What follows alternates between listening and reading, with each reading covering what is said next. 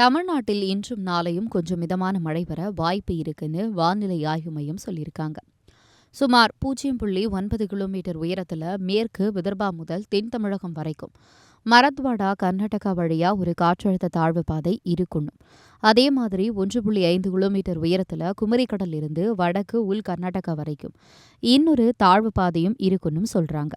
இதனால மேற்கு தொடர்ச்சி மலை மாவட்டங்களுக்கும் அதுக்கு அருகில் இருக்கிற பகுதிகள்லையும் சில இடங்கள்ல இடி மின்னலோட லேசானது முதல் மிதமான மழை வரலாம்.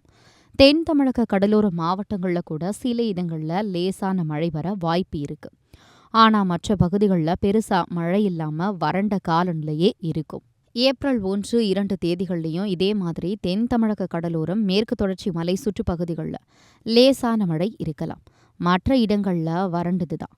ஏப்ரல் 3ஆம் தேதி டெல்டா மாவட்டங்களுக்கும் சேர்த்து சில இடங்கள்ல லேசா மழை வர வாய்ப்பு இருக்கு. வெப்பநிலையை பார்த்தீங்கன்னா இப்போ இருந்து ஏப்ரல் 3ஆம் தேதி வரைக்கும் பெரிய மாற்றம் இருக்காது. சில இடங்கள்ல வழக்கத்தை விட 2 to 3 டிகிரி செல்சியஸ் அதிகமாக இருக்கலாம். மற்ற இடங்கள்ல சாதாரணமாகவே இருக்கும்.